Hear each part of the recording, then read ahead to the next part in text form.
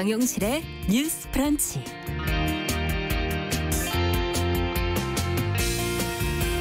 안녕하십니까, 정용실입니다. 운전하시는 분들 요즘 도심 한복판에서 시원하게 속도 내기가 참 어려우시죠.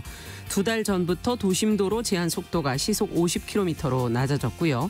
민식이법이 시행된 뒤로는 어린이 보호구역에서 조심할 게 많아졌기 때문입니다. 제한 속도도 낮아지고 법이 강화된 이유는 도로 위의 사망사고를 막기 위해서인데요. 이 답답하다, 실효성이 있다 없다 말들이 많지만 모두가 규정 속도를 지키면서 천천히 달렸을 때 사고의 발생률이 낮아진다는 것은 여러 통계를 거쳐서 증명이 된 사실입니다. 최근에 어린이 보호구역에서 무면허로 과속 운전을 하다가 어린이를 친 운전자 구속이 됐습니다. 민식이법 위반으로 구속된 첫 사례라고 하는데요.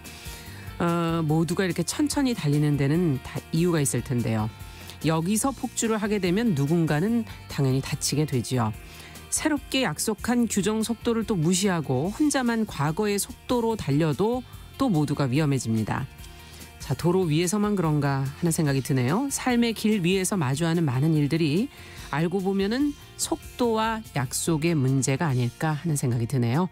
자, 7월 9일 목요일 정용실의 뉴스 브런치 시작하겠습니다.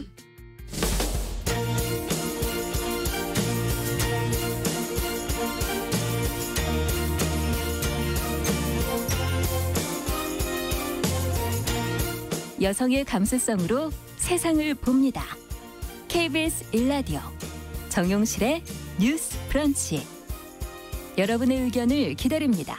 문자는 샵 9730으로 보내주세요. 짧은 문자 50원, 긴 문자 100원이 부과됩니다. KBS 모바일 콩, 유튜브를 통해서도 무료로 참여하실 수 있습니다. 네, 정용실의 뉴스 브런치는 항상 여러분들의 의견을 귀담아 듣고 있습니다. 오늘도 많은 분들이 또 들어오셨네요.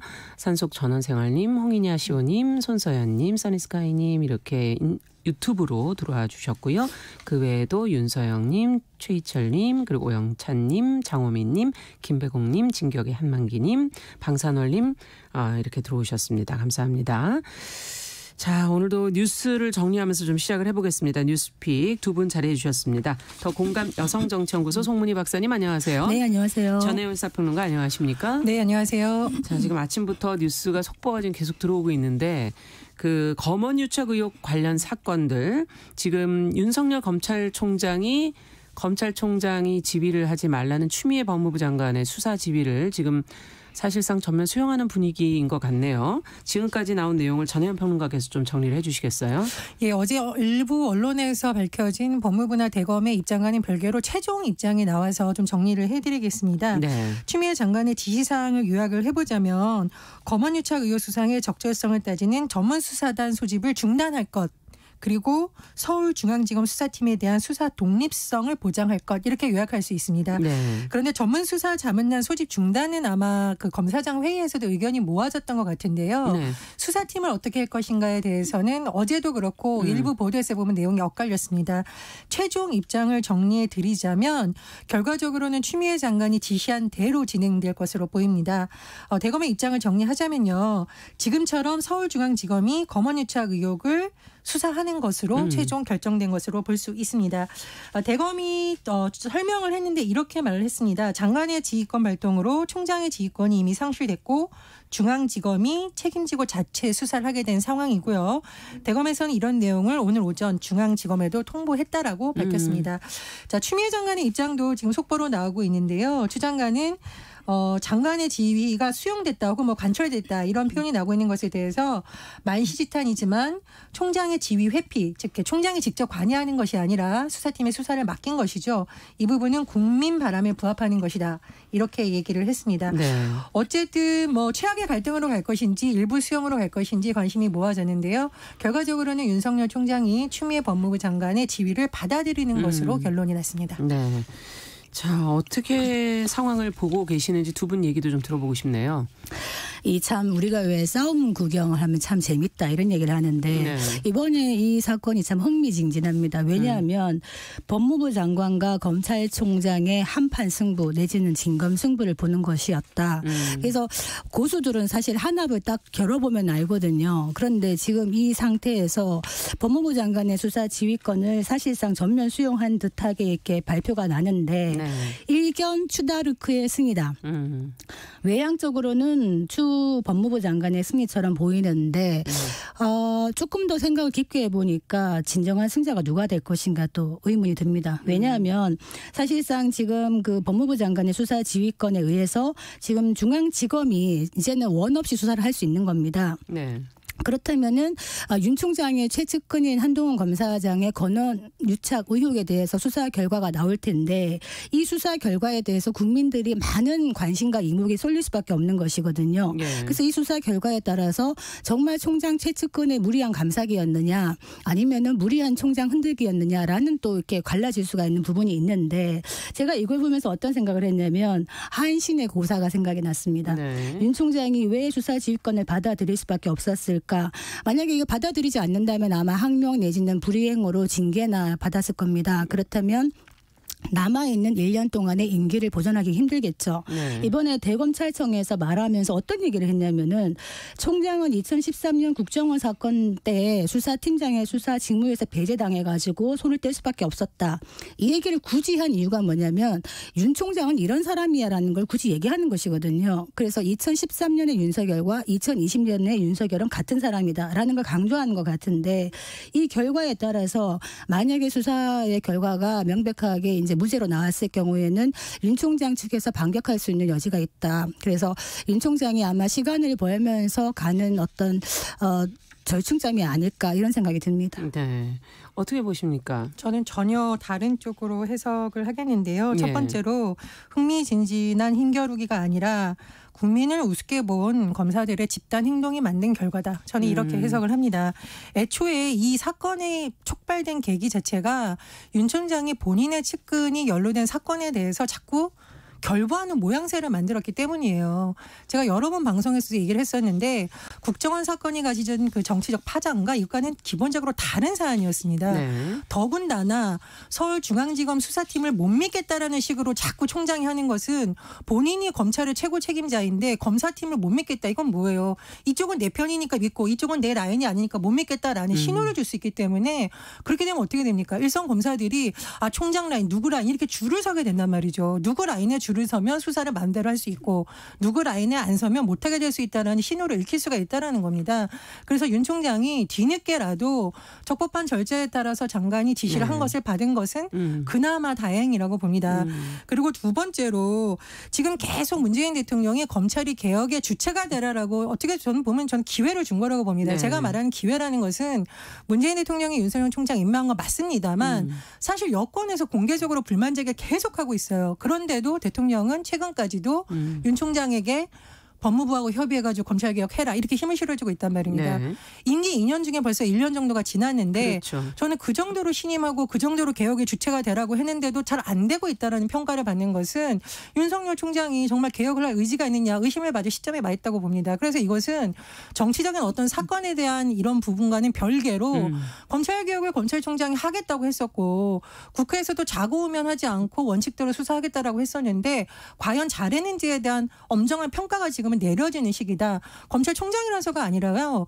모든 임명직과 모든 선출직은 임기의 중반기를 넘으면 제대로 했는지 안 했는지 평가를 받습니다. 그것은 정치권에서 흔들고 만들고의 문제가 아니에요. 네. 그러니까 그런 부분도 좀 냉정하게 봐야 된다. 이렇게 생각을 합니다. 네. 지금 그 윤석열 총장의 그 사건에 대해서 지금 최측근 한동훈 검사장의 권한 유착 의혹이라고 얘기하지 이것을 권한 유착이라고 얘기하진 않습니다. 지금 수사 결과를 지켜봐야 되는 것이 사실 저희가 방송하면서 많이 조심스럽습니다. 이런 법무부와 검찰 간의 이런 갈등에 있어가지고 사실은 정치적인 요인을 넣자면 한두 끝도 없기 때문에 이 부분은 사실은 배제를 하고 얘기를 하고 싶은 것인데 기본적으로 검찰 내부에서 왜 추미애 법무부 장관은 중앙지검 수사팀만이 공정하다고 생각하고 여기 힘을 실어주는가라는 또 의문도 있다는 겁니다. 그리고 중앙지검 수사팀이 처음부터 수사를 했던 팀이죠. 그러니까 그 그러니까 수사의 그 말씀은 틀린 말씀이죠. 그 수사의 수사에 있어서 검찰 내부에 어떤 생각을 갖고 있냐면 이 수사 제기 자체가 함정 수사로부터 시작되었을 수도 있다는 의혹도 있기 때문에 이런 부분에 대해서 수사의 공정성에 대한 의혹을 서로 갖고 있다는 겁니다.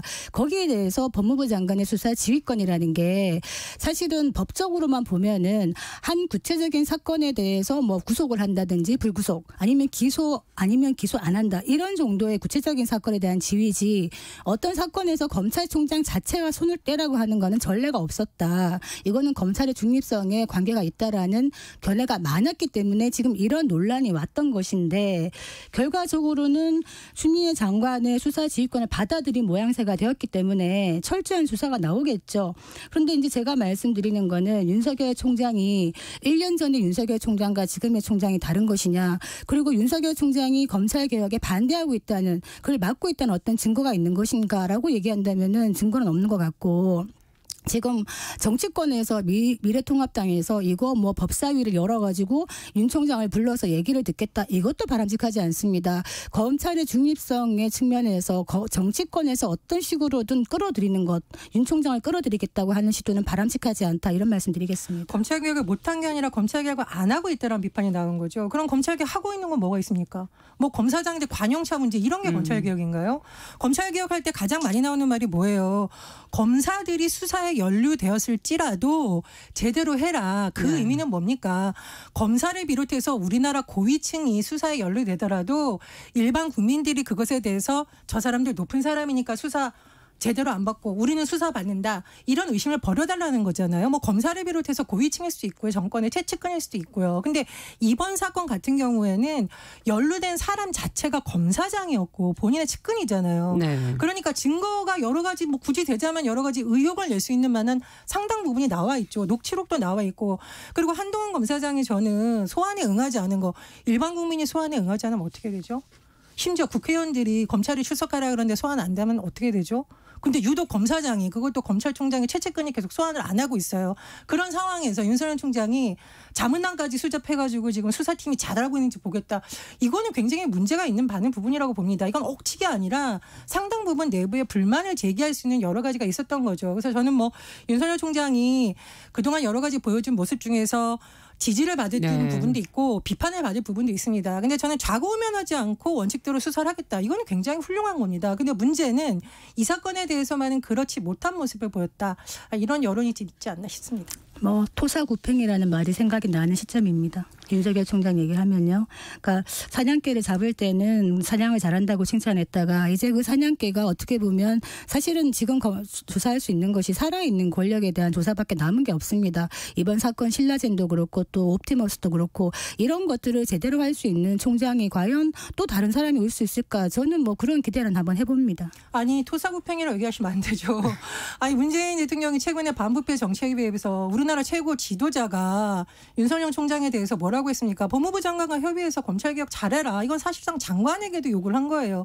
여권에서 그렇게 흔들어도 문재인 대통령은 계속 윤석열 총장에 대해서 검찰개혁의 주체가 아니라 합의해라 이렇게 된 거 아닙니까? 그래서 저는 토사구팽이란 말로 좀 과도한 정치적 해석이다. 뭐 대통령의 속마음이야 알 수 없습니다. 대통령은 어쨌든 윤석열 총장과 잘 협의해서 하라는 말씀을 하셨기 때문에 저는 대통령으로서 당연히 하실 말씀이라 생각을 하는데 임명권자가 대통령이지 않습니까? 그렇죠. 근데 문제는 지금 여권이나 정치권에서 여야 할 것 없이 이 부분을 자꾸 정치 쟁점을 하고 있는 것이 문제다. 특히 조국 전 장관이나 지금 최강욱 열린민주당 대표 같은 경우는 수사를 받고 있는 당사자입니다.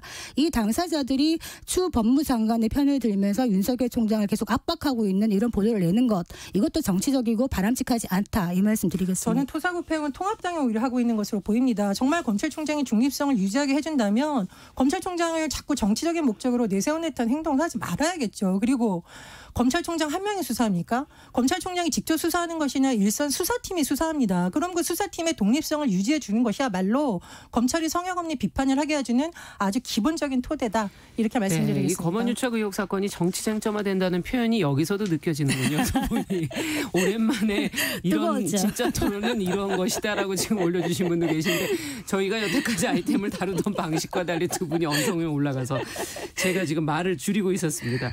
자, 이 사건은 지금 저희가 저희가 수사 결과까지도 좀 끝까지 좀 지켜보면서 어떻게 이 문제가 풀어질지를 한번 지켜보도록 하겠습니다. 자, 다음에는 조금 더 쿨다운에 조금 가라앉아서 톤다운 해야 되겠네요. 톤 좀 낮춰서 얘기를 좀 해주셨으면 좋겠습니다. 자, 두 번째 내용은 아동 성착취물 사이트를 운영한 손정우. 우리가 이제 한번 보도된 내용들을 한번 검토를 했었는데요. 지금 법원의 미국 송환 불허 결정이 나지 않았습니까? 그 이후에 지금 후폭풍이 이어지고 있는데 미국 법무부 또 연방검찰이 우리 법원에 유감을 표했다는 내용이 보도가 됐어요. 송 박사님께서 관련 내용을 좀 정리해 주시죠. 네, 뭐 이 뉴스도 톤다운하기 참 어려운 뉴스네요. 보니까. 네, 차분하게 좀 전해 주십시오. 그렇지만 차분하게 한번. 지금 이번에 어제 우리 방송했던 그 손정우 범죄 인도 안 하겠다 이렇게 나와서 방송을 했었습니다. 네. 여기에 대해서 그렇다면 범죄 인도를 청구했던 미국 법무부나 여기서는 어떤 입장인가를 연합뉴스에서 물어봤어요. 그랬더니 어떻게 대답을 했냐면 실망했다. 쉬운 영어, disappointed 이렇게 얘기를 했습니다. 우리는 미국 시민들에게 큰 영향을 끼친 세계에서 가장 위험한 아동 성착취 범죄자 중 한 명에 대해서 법원이 인도 거부한 것에 대해서 실망했다 이렇게 얘기하면서 그러나 이러한 법원의 결정에도 불구하고 한국 법무부의 노력에는 감사를 드리고 다른 국제 파트너들과 함께 계속 가장 취약한 구성원인 아동에게 피해를 주는 온라인 초국가적 범죄와 맞서 싸우겠다 이렇게 얘기했습니다. 네, 가장 위험한이라는 표현이 상당히 저한테는 가장 취약하고 가장 위험한. 네, 그 범죄자가 가장 지금 위험한 범죄자다. 네네. 아동 문제에 있어서 그렇게 본다는 시각이 드러난 것 같은데 어떻습니까? 이 서한에 대해서 두 분이 바라보시면서 어떤 생각이 드시는지요? 솜방망이 처벌이 범죄자를 오히려 양산한다. 이 말에 많은 국민들이 공감하고 있는 게 아닐까 이렇게 생각을 합니다. 미국의 예를 한번 들어볼게요. 최근에 그 검거된 미국에 있는 한 남성이 징역 12개월, 1년을 선고받았는데요. 이 사람 같은 경우에는 아동 성착취 영상물을 딱 한 개 소지하고 있었습니다. 자, 한 개 소지했는데도 징역 1년이 나왔어요. 근데 손정우 같은 경우는 어떻겠냐. 이 서버를 압수해서 보니까 아동 성착취 비디오가 서버에 25만 개 있었다고 합니다. 예. 이 25만 개라는 게요. 중복이 없는 그러니까 동일은 다 제외하고 각자 다른 내용인 게 25만 개라는 거죠. 어마어마한 숫자죠. 입이 다물어지지가 않네요. 더군다나 이 서버를 운영해서 지금 수사당국이 추정하고 있는 바는 이 용량이 10GB고요. 2년 8개월 동안 이걸 운영했고요. 20대 초반에 약 4억 원의 수익을 올린 것으로 추정되고 있습니다. 그러면 왜 자꾸 미국 얘기를 하냐. 이거 참 우리나라 사법부 부끄러워야 될 일인데 국민들이 왜 미국으로 보내라고 하냐. 미국에 가서라도 엄정하게 처벌해달라 수사해달라는 요구를 하고 있는 겁니다. 이거 뭐 특정 판사에 대한 얘기도 지금 계속 나오고 있습니다만 본질적인 국민의 분노는 거기에 담겨서 지금 표출되고 있는 거죠. 아동 성착취물 하나만 소유해도 징역 12개월 나오는 나라로 보내라라고 지금 요구를 하고 있는 겁니다. 저는 정말 사법부가 돌아봐야 된다. 이건 어떻게 보면 국민 불신의 표현이라고 생각을 합니다. 그래서 그런 부분에 대한 논의가 좀 많이 됐으면 좋겠고요. 당초 검사가 구형을 했던 것도 징역 3년이었다고 하거든요. 예. 최대 형량이 5년이지 않습니까? 뭐 일각에서는 잘 수사를 했으면 10년까지도 가능한 것이었다라는 얘기도 나와요. 근데 뭐 징역 3년은 뭐 징역 구형은 그렇다 쳐도 1심에서 집행유예 나왔었잖아요. 그렇죠. 국민들이 이 모든 과정을 지켜봤던 겁니다. 그럼요. 세상에.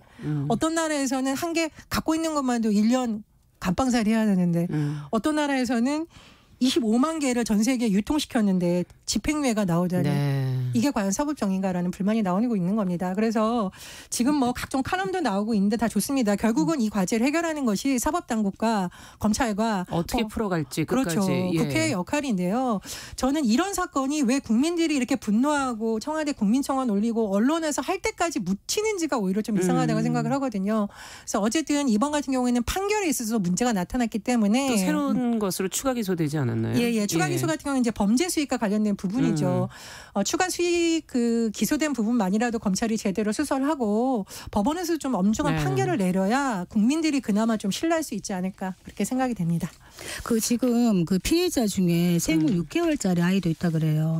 그게 진짜 경악할 범죄를 한 건데 문제는 미국 같은 경우에는 그거 다운만 받았던 미국인이 5년에서 15년의 중형을 받은 지금 이 사건과 관련해서 이렇게 하고 있는데 한국은 어제 얘기했지만 계란 18개 훔친 거랑 똑같은 형을 받았다. 그렇다면 국제사회에서 한국을 어떻게 바라볼 것인가. 성범죄자들이 살기 좋은 나라. 이렇게 인식할 수 있다는 거죠. 그래서 지금 해시태그 운동이 벌어지고 있는 게 네. N번방은 판결을 먹고 자란다. 즉 이런 솜방망이 처벌 때문에 N번방이 계속 나타나고 있다는 이야기고 사법부도 공범이다. 이런 해시태그가 계속 나오고 있는 겁니다. 그래서 지금 법원에서 사법주권이라는 얘기를 했지만은 이런 어떤 국경을 넘나드는 아동 성착취물 범죄자에게 국경이라는 것이 어떤 의미가 있으며 주권으로 자국민이기 때문에 보호해야 한다는 이 논리가 어느 정도 설득력을 가질 수 있을까 이 부분에 좀 의문이 듭니다. 네. 자, 마지막으로 쿠팡발 지금 코로나19 피해 노동자 모임이 이제 어제 국회에서 증언 대회를 열었다고 그러는데 저희가 시간이 많지는 않지만 어떤 이야기들이 나왔는지는 좀 검토를 해보죠. 전혜연 평론가께서 좀 정리해 주시겠어요? 예, 쿠팡발 집단 감염의 지금 피해 현황을 잠시 먼저 말씀을 드리면 예. 지난 5월 23일 코로나19 확진자가 쿠팡의 물류센터에서 처음으로 발생을 했어요. 네, 지역별로 좀 여러 군데가 있었죠. 그렇죠. 근데 네. 이제 현재까지 부천 물류센터와 관련해서 확진자가 150명이 넘는 것으로 지금 알려져 있습니다. 네. 또 문제는 뭐냐면 사업장에서 확진자가 발생한 이후에 제대로 대처를 했느냐가 지금 논란이 되고 있는데요. 중요한 거죠. 그렇죠. 이제 왜냐하면 추가 피해를 막을 수 있었느냐 네. 없었느냐의 문제인데 이런 상황에서 이 피해를 당한 노동자들이 모여서 증언 대회를 어제 국회에서 했습니다. 그래서 이런 피해 사례가 있었다라고 증언도 하고 또 이 회사 측의 대응을 지금 비판하고 있는 상황인데요. 일단 피해자들의 주장을 보면 방역 내용이나 조치 예정 사항 같은 필수적인 사항도 알려주지 않았다라고 지금 주장을 하고 있습니다. 그러니까 네. 방역이 만약 잘 됐다면 좀 피해를 막을 수 있지 않았을까 뭐 이런 심정을 토로한 것으로 보이고요. 그리고 피해 직원들이 이제 쿠팡 측으로부터 근로환경 개선이라든가 재발 방지 대책 마련 그리고 피해 직원과 가족들에 대한 보상 사과를 받기 위해 써 나가겠다 이렇게 좀 주장을 했습니다. 네. 자, 그러면 쿠팡의 입장은 또 어떤 것인지 또 다르다고 하던데요. 두 분 어떻게 보시는지. 아마 이 부분에 대해서는 쿠팡 측에서 책임에서 좀 벗어나기 어려울 겁니다. 이를테면은 확진자가 나왔는데도 불구하고 이걸 충분히 알리지 않고 계속 일을 하게 했다든가 충분한 방역 조치하지 않았다. 이런 부분은 아마 쿠팡 측에서 아마 책임을 져야 될 부분일 텐데 지금 좀 문제가 되는 사안은 또 뭐가 있냐면요. 쿠팡의 그 천안 물류센터가 있는데 고 구내식당에서 네. 조리사로 일하던 여성 노동자가 1일 날 사망을 했습니다. 청소를 하다가 그 조리실 청소를 하다가 사망을 했는데 있나요, 지금 일단 네. 예측되는 것은 무엇이냐면 지금 위험한 시기이기 때문에 청소를 할 때 굉장한 뭐 이렇게 락스라든가 좀 더 강한 독한 약들을 네. 많이 쓰면서 청소를 하는데 이 청소를 하다가 거기에 이제 흡입이 되지 않았냐라고 지금 추정을 하고 있는데 문제는 이 조리사의 남편의 주장에 의하면은 아내의 죽음이 독한 약품, 열악한 작업 환경, 고된 업무 강도 이런 것이었다라고 얘기를 하고 있는데 뭐 사인은 밝혀져야 되겠습니다만 이 책임을 누가 지느냐의 부분에 대해서 책임질 사람이 나타나고 있지 않다. 왜냐하면은 이 천안 물류센터가 쿠팡 천안 물류센터 구내식당이지만 운영사는 또 누구냐? 동원 홈푸드입니다. 동원 홈푸드가 또 누구랑 또 그 파견 계약을 했냐면은 아람 인테크와 파견 계약을 했습니다. 그렇다면 굉장히 복잡한 구조로 되어 있군요. 이 노동자의 죽음을 누가 책임질 수 있는 것인가. 그래서 제가 물어봤어요. 변호사 몇 분하고 통화를 해봤더니 법적으로는 쿠팡에 지금으로서는 책임이 없다는 겁니다. 왜냐하면 그 작업장에서 그거는 이제 그 운영하고 있는 사용자가 책임을 지기 때문에 최종적으로 동원 홈푸드나 아람 인테크가 책임을 질 여지는 있지만은 가장 원청인 쿠팡에까지 가지 않을 수 있다. 이 부분이 바로 법의 허점인 것이거든요. 그러니까 제가 말씀드리는 거는 지금 위험의 외주화 얘기하면서 파견 근로자라든가 계속적인 하청 이런 문제가 있고 이들의 노동자들이 일을 하다가 죽어나가는 이런 비인간적인 환경에 노출되고 있는데 원청들은 책임을 지지 않는다는 겁니다.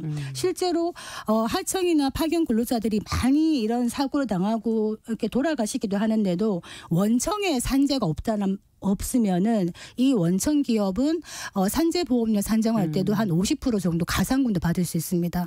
그렇기 때문에 이런 불합리한 구조를 바꾸려면은 원청에게도 책임을 같이 물을 수 있는 것으로 법이 바뀌어야지만은 바꿀 수가 있다. 이 말씀 드리겠습니다. 저는 이제 코로나19가 우리 사회의 비정규직 문제, 특히 비정규직 중에서도 열악한 육체 노동을 하고 있는 사람들이 얼마나 노동법에 사각지대에 있는지를 적나라하게 보여줬다고 그렇죠. 생각을 합니다. 코로나19 상황 이후에 비대면 비대면 접촉, 비대면 쇼핑 엄청나게 늘었다고 해요. 그러면 그런 사업을 하는 사업주의 매출이 뭐 5배 늘었다는 것도 네. 있고요. 수십 배 늘었다는 것도 있습니다. 자, 사업주 돈 법니다. 소비자 너무 좋아요. 네, 뭐 편해요. 배달비 안 받는 것도 있잖아요. 얼마 이상. 소비자 편합니다. 이 과정에서 육체노동하는 비정규직들 지금 쓰러지고 있고 심지어 택배 노동자 지금 사망한 사건도 굉장히 시끄럽고요. 청소하는 분들 다 비정규직입니다. 다 육체노동하는 분들이에요. 몸이 망가지면 그 일을 아예 다시 할 수 못하는 없는. 사람들이에요. 네. 그런데 정작 보호가 안 된다는 거죠. 그래서 저는 코로나19가 가지고 있는 지금 노동시장 양극화 문제라든가 비정규직이 근로하고 있는 어떤 그 사업 환경 전체에 대한 문제 제기를 깊숙이 들어봐야 좀 해결될 수 있는 문제가 아닐까 그런 생각이 듭니다. 근자에 들어서 택배 노동자 3분이 세상을 뜨셨습니다. 누군가는 책임을 져야 되지 않겠나. 이 부분은 정말 꼼꼼하게 들여다봐야 되겠습니다. 네, 좀 개선돼야 될 부분들이 눈에 하나씩 보이는 것 같네요. 자, 뉴스픽 오늘은 여기까지 듣죠. 전혜연 평론가, 더 공감 여성정치연구소 송문희 박사 두 분 수고하셨습니다. 감사합니다. 자, 정용실의 뉴스 브런치 듣고 계신 지금 시각 10시 31분 향해 가고 있고요. 라디오 정보센터 뉴스 듣고 오겠습니다.